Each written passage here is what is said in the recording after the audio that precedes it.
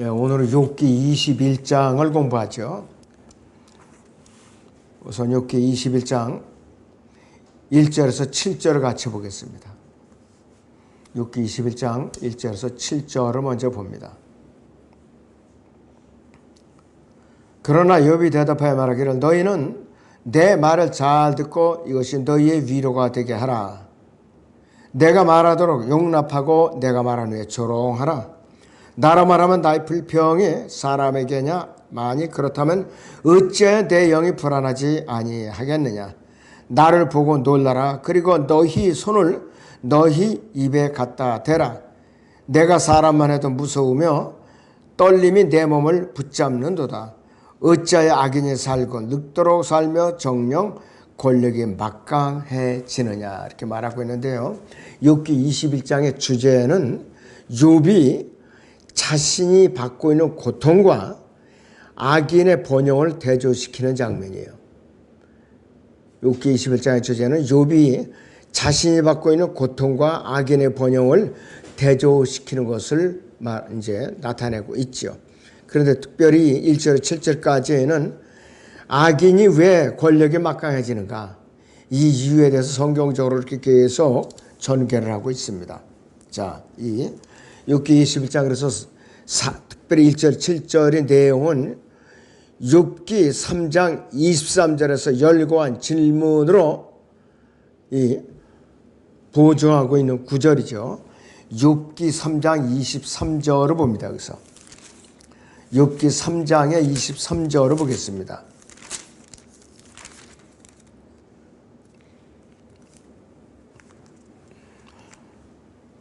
하나님께서 둘러 막으시어 그 길이 감춰진 사람에게 어찌하여 빛을 주셨는가 했습니다. 아예 둘러 막으셨다는 뜻이에요.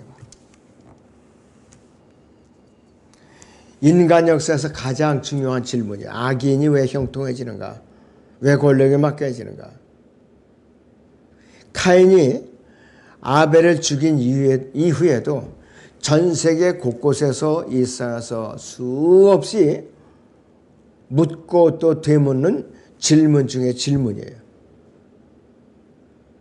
그래서 이 질문은 욥의 세 친구 중 한 사람인 소팔의 이론을 반박하고 있어요. 소팔은 악인이 늙도록 살거나 힘이 강력하게 되는 것을 인정하지 않고 있어요. 이 소팔은 애써 인정을 하지 않고 있죠. 욥기 20장을 잠깐 보죠.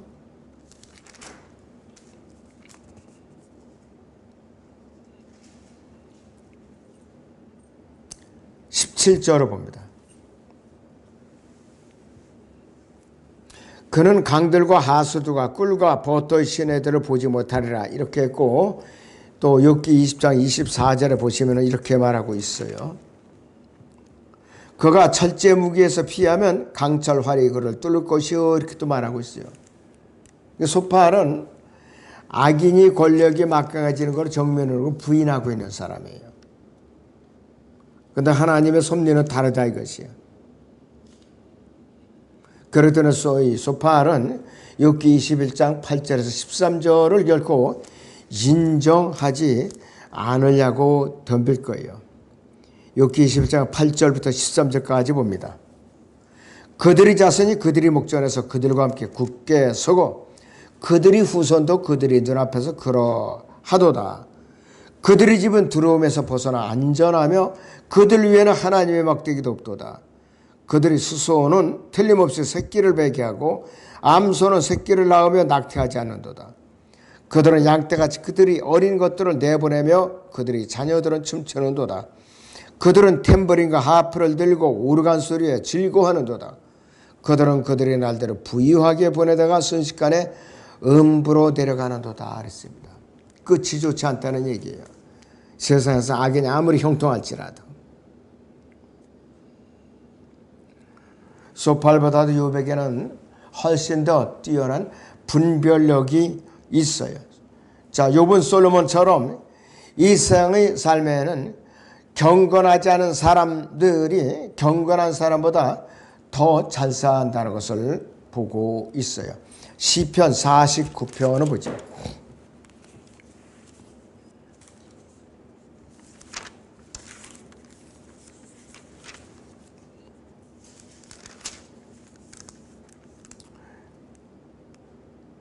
육 절을 보죠. 자신의 재물을 의지하고 부유함을 스스로 자랑하는 자들 중에 어떤 수단으로라도 자기 형제를 구속하거나 그를 위하여 하나님께 몸값을 바쳐 이는 그들이 혼이 구속은 귀한 것이요 그것은 영원히 멈추게 됨이라. 그로 영원히 살고 썩어짐을 보지 않게 할 자는 아무도 없도다 그랬습니다. 그 다음에 11절을 보시면 그들은 자기들의 집이 영원히 존속하고 자기들의 처소가 대대로 이어지리라고 속으로 생각하며 자기들의 토지를 자기들 이름으로 부르는도다 이렇게 말을 했고요. 13절을 보시면 그들이 이 길이 그들이 미련함이니 그들의 후대가 그들의 말을 증명하리라 셀라 그랬습니다. 또 재림과 관련된 구절을 언급을 하고 있어요. 그래서 이익이 항상 경건의 표시는 아니에요. 이익이. 디모데전서 6장 5절을 봅니다. 디모데전서 6장 5절을 보겠습니다.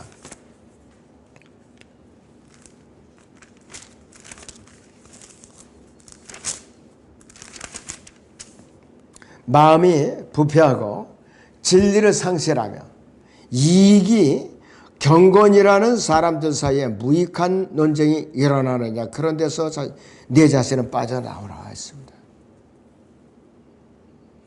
이익이 경건이라고 하는 사람들, 즉 자기 돈이 뭐든지 다 된다는 사람, 그런 사상을 갖고 있는 사람을 말하는 것이.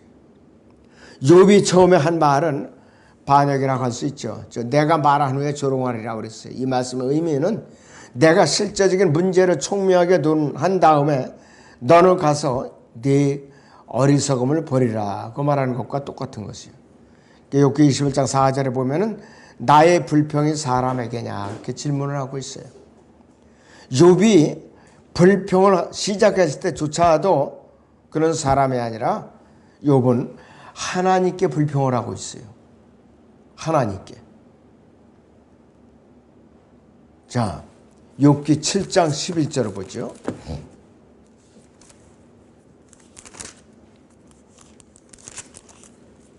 욥기 7장의 11절을 봅니다.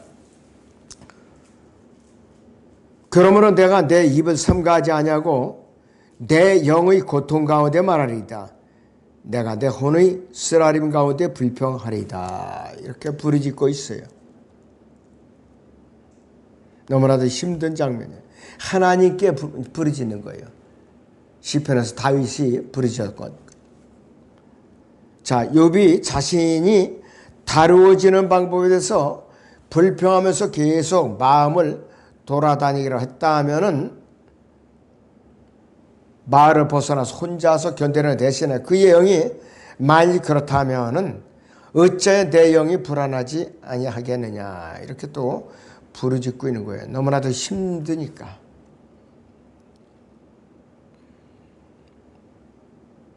자, 욥기 19장 4절을 보시면 과연 내가 잘못했다 해도 내 잘못은 내게 남는 것이오. 그렇죠. 자기가 잘못하고 자기에게 남는 것이요. 뿌린 대로 거둔다는 법칙이죠.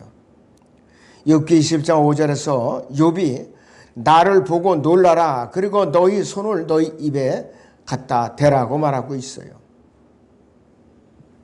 잠언 30장 32절 보죠. 여기서. 잠언 30장의 32절을 봅니다.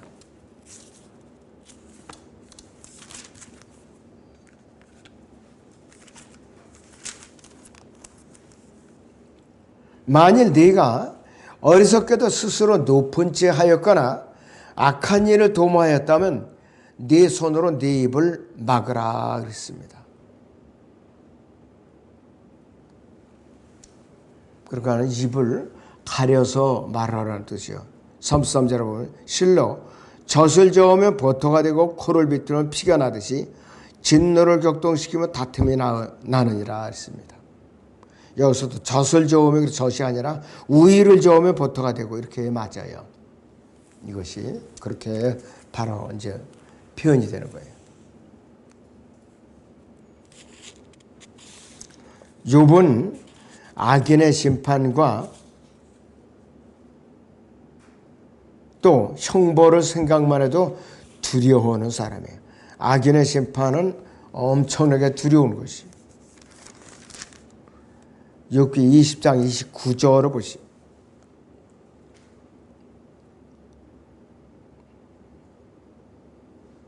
자, 27절부터 하늘이 그의 죄악을 드러낼 것이요 땅이 그를 대적하여 일어나리라. 그의 집안의 융성은 떠나고 그의 재물은 그의 진노의 날에 흘러가리라. 이것이 하나님께로부터 온 악인의 몫이요 하나님께서 그에게 정하신 유업이라 하니라. 끝이 좋지 않다는 소리예요. 바로.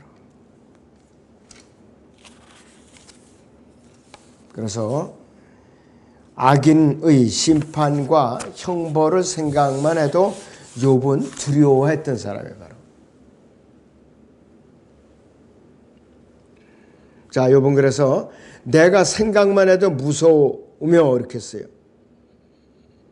그러면서 이 욥은 하나님에 대해서 굉장히 두려움을 갖고 살았던 사람이에요.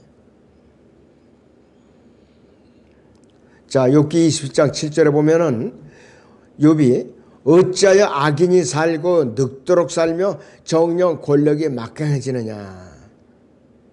이것이 현재까지의 인류의 질문이에요. 하나님에 대한.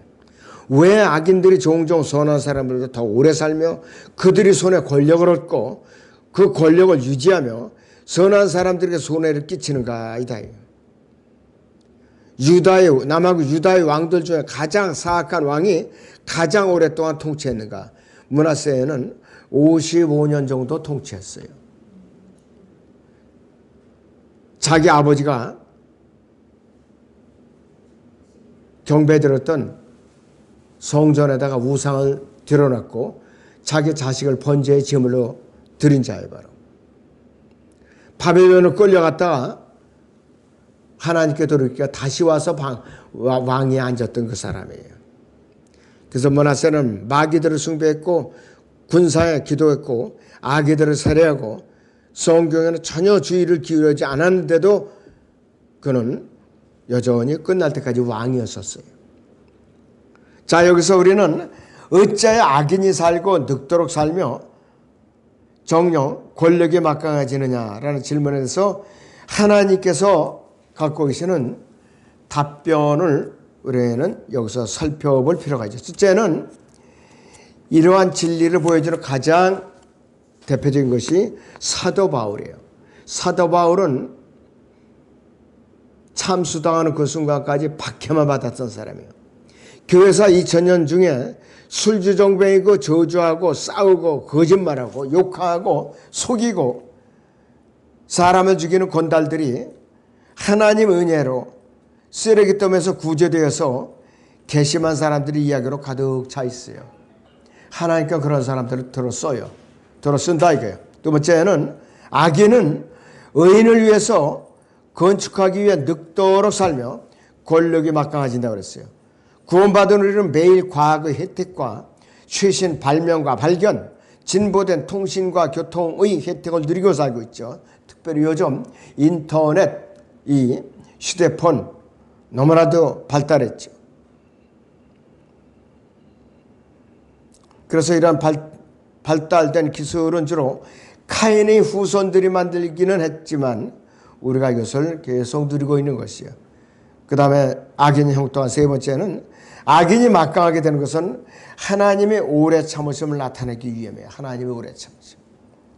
우리는 병들고 예수 그리스도를 거부하고 성경을 부인하고 돈에 미치고 자기 의에 가득 차고 굶어 죽어가고 피 흘리고 고통당하고 죽어가는 피조물을 내려다 보시면서 하나님께서 보시고 계신 것을 우리가 본다 하면 우리는 오늘로 모든 것을 끝내버릴 수가 있다 이것이에요. 그러나 하나님께서는 그렇지 않으시요.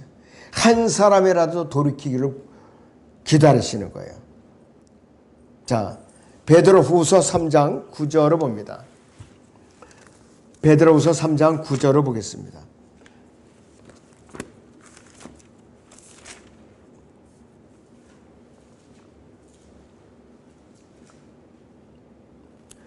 주의 약속은 어떤 사람이 더디다고 어떤 사람들이 더디다고 생각하는 것 같이 더딘 것이 아니라 오직 우리에 대해 오래 참으시어 아무도 멸망하지 않고 다 회개에 이르게 하려 하심이라 했습니다.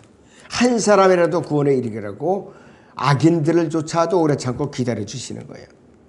하나님께서는 악인의 권력에 막강하게 되는 것을 허락해서 그분의 오래 참으심을 보여주고 기다리고 계시는 거예요. 왜? 한 사람에도 구원에 이르게 하라고. 자, 근데 네 번째, 악인이 형통하도록 권력에 막강해지도록 참으시는 이유. 네 번째는 악인이 늑도로 살아서 무너질 때가 되면은요, 그 모습이 더욱 장관을 이루어져요. 자, 절대 군주인 바벨론 왕 느부갓네살이 두라 평지에다 동상을 세웠죠. 666표 동장. 다니엘이 거기다가 절하지 않는다고 다니엘을 사자굴에 쳐놓던 사람이에요. 자, 그런데 여기서 느부갓네살이 결국은 어떻게 되느냐? 비참하게 죽었어요. 제국까지 멸망을 했어요. 그런데 이 멸망하기까지 90년이 걸렸어요. 90년. 로마의 보좌에서 끝없는 구름까지는 상당히 긴 여정이 있어요. 헤롯 대왕의 시절에 마태복음 2장 16절에 보면은 예수를 탄생했을 때에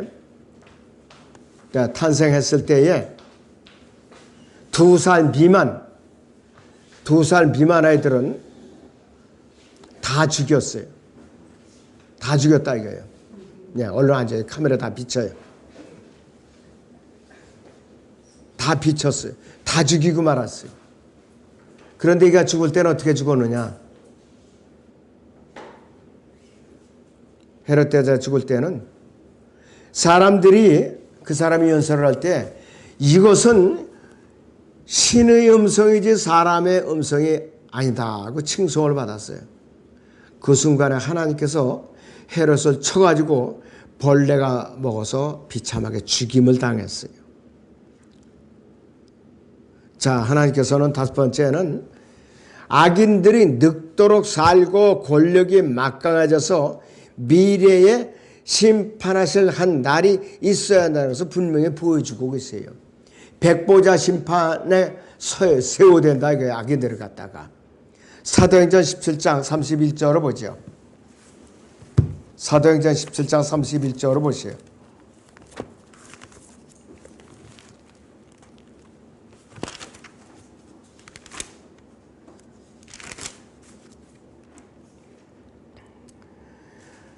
이는 하나님께서 선정하신 그 사람을 통하여 의로 세상을 심판하시사 한 날을 정해놓으시고 그를 죽은 자들로부터 살리시어 모든 사람에게 확증해 주셨음이라고 하니라 했습니다. 의로 심판하실 날이 언제? 백보자식 밟고 말하는 것이에요. 요한계시록 20장을 보겠습니다. 요한계시록 20장을 보세요.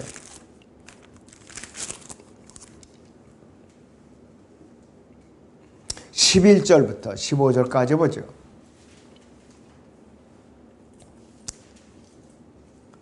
또 내가 큰 백보자와 그 위에 앉으신 분을 보니 그분의 면전에서 땅과 하늘이 사라졌고 그들이 설 자리도 보이지 않더라. 또 내가 죽은 자들을 보니 작은 자나 큰 자나 하나님 앞에 서 있는데 책들이 펴져 있으며 또 다른 책도 펴져 있는데 그것은 생명의 책이라. 죽은 자들은 자기들의 행위에 따라 그 책들에 기록된 대로 심판을 받더라. 바다도 그 안에 있던 죽은 자들을 넘겨주고 또 사망과 지옥도 그들 안에 있던 죽은 자들을 넘겨주니 그들이 각자 자기들의 행위에 따라 심판을 받으며 사망과 지옥도 불못에 던져지니 이것이 둘째 사망이라. 누구든지 생명의 책에 기록되지 않은 자는 불못에 던져지더라 이랬습니다. 이 심판 날을 위해서 악인들이 형통한 것을 허락하시는 거예요. 그 다음에 욥기 21장 8절에서 16절을 잠깐 보죠. 욥기 21장 8절에서 16절.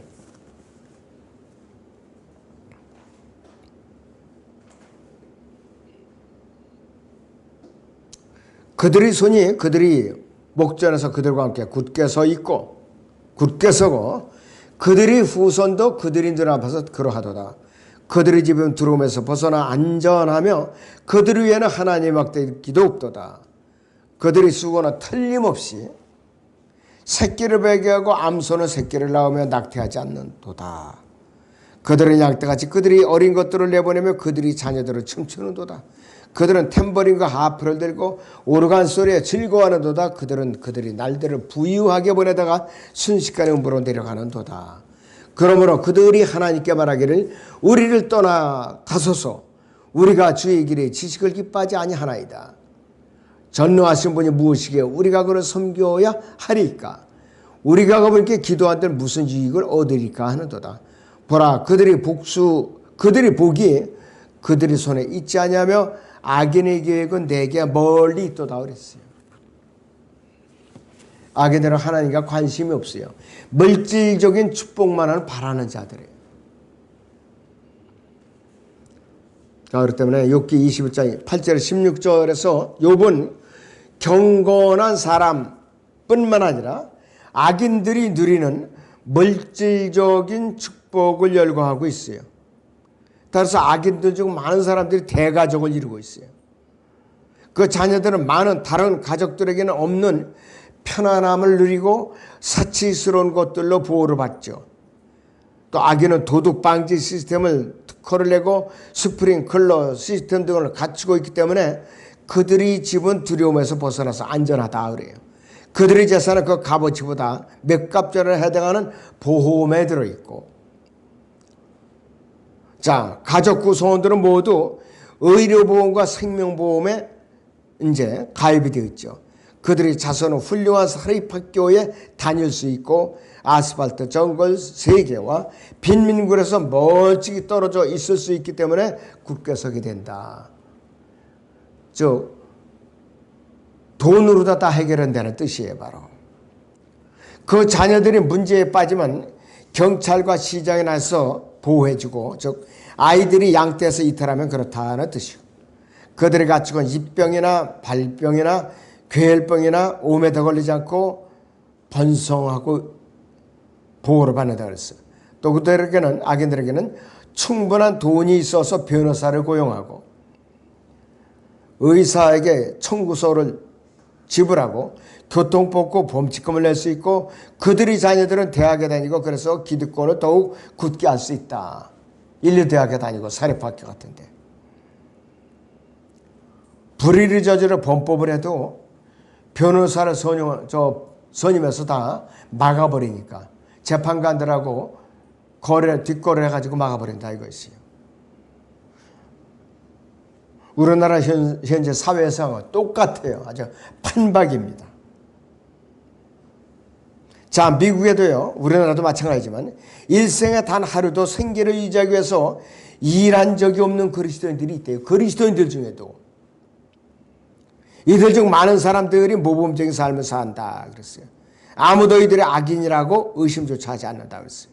이들은 교회 나가서 성사를 하고 청구서를 지불하고 적십자와 부활절, 실과 심장 기금과 평화 봉사단과 구세군에게 기부를 한다. 외형적으로 많이 내니까. 이들이 낮과 밤은 춤과 현악단과 실내 오케스트라로 가득 차 있고 쇼핑센터와 상가에서는 그들이 귀에 음악이 울린다 그랬어요. 창세기에 나온 유발은 오르간을 다루는 사람이었죠. 창세기 4장 21절에서 이들은 오르간 소리를 즐거워하고 그 다음 순식간에 이들은 어디로 가느냐? 무덤으로 가는 거예요. 이 무덤이 좋은 데가 아니에요. 지옥이라 이거 바로. 그들이 종착역이 바로 그곳이라 이거 바로. 너무나도 갑작스럽게 어느 날 멸망한다는 뜻이에요. 욥기 21장 14절에서 15절을 숙고해 보지 않는다면은 이들이 사악함을 발견하기는 정말로 불가능해요. 큰 교회에서요. 아주 점잖고 품위 있게 출석하는 부유층의 그러한 외형적인 그리스도인들을 말하는 것이에요. 악인이라고 해서 항상 부도덕한 생활과 범법함과 마약, 밀매와 소득세 회피와 강탈과 밀조와 횡령과 갈취로 점철되는 것은 아니다. 이것이. 악의 뿌리는 그보다 훨씬 더 깊이 뿌리를 이제 잡고 있어요. 디모데 전서 6장 10절을 보죠. 디모데 전서 6장의 10절을 보겠습니다.